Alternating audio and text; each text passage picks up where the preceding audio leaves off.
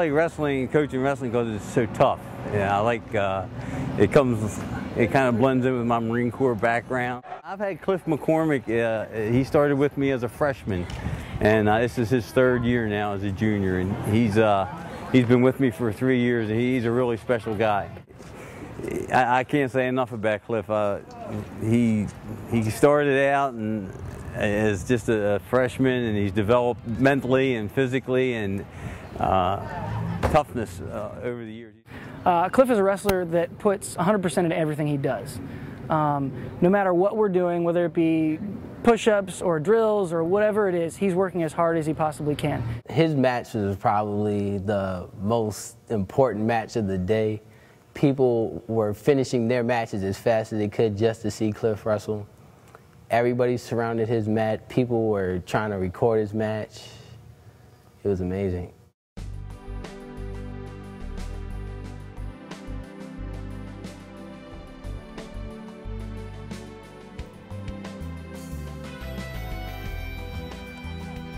My name's Cliff McCormick. I go to Towson High School, and I'm an junior here at Towson High School. Wrestling has changed my life. I have a condition called cerebral palsy. I use this to get around, and I use my canes for shorter distances. Cliff has a condition called spastic diplegic cerebral palsy. Cerebral palsy, the term refers to injury or maldevelopment in the brain as it's forming during gestation or early childhood. The consequences of this are injury in the motor control pathways of the brain, leading to problems with motor function, hand use, ambulation, skills that involve only motor function. And a child with cerebral palsy makes no statement about that child's cognitive abilities, social skills, or any other aspects of his or her life. So the term cerebral palsy means abnormalities, impairments in motor function and motor control. Spastic diplegia means that the abnormalities are primarily confined to the legs. A child with spastic diplegia will have some limitations in his or her arm function, but primarily this is going to be difficulties with ambulation, moving, walking, things of that nature. I've known him since he was approximately 15 years, since he was a 2-year-old, and I think his achievements reflect his grit and determination, the support of his brother, and the love, guidance, and all the things that his most remarkable parents have provided for him. Much to my surprise, in 1990 I found out I was having twins, and a few weeks after I learned I was having twins, I went into premature labor at 24 weeks, and I had Cliff and Ellen after being hospitalized for about a month. I was hospitalized for a month. I had Cliff and Ellen at 29 weeks, so instead of being born the 1st of May, they came the day before Valentine's Day. And Alan thrived in the neonatal intensive care unit. Cliff did not, and it was clear that Cliff was going to have a lot more to deal with in life as far as long-term results of prematurity.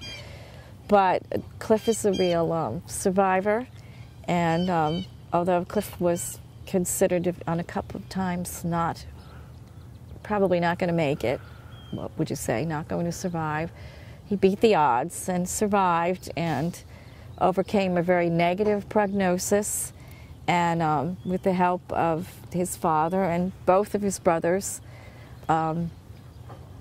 he's just been able to do just about everything everyone else can do. You know, everybody has challenges.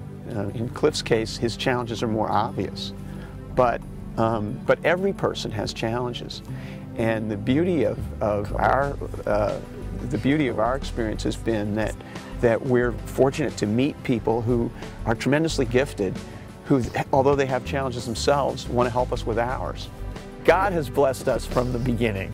We're very blessed to have each other. We're very blessed to have Cliff, and all of us. I mean, we're just really blessed, and you know, I think God has particularly favored us. Cliff McCormick was always determined to succeed and to keep trying. You know, he kind of knew in many different sports that maybe he wasn't going to be the best player or the fastest runner, but he would always keep laying it out there and trying to improve and trying to get better. This is the last year's National Junior Disability Championship. And Cliff competes in what's called the Class 5 category, which is athletes who compete either using canes or walkers. And they compete in any event they can tolerate. So Cliff can go up from the 100, 200, 400, and he hasn't done the 800 in competition, but he's done it in practice. He's an inspiration not to give up. Do what you can do with what you have.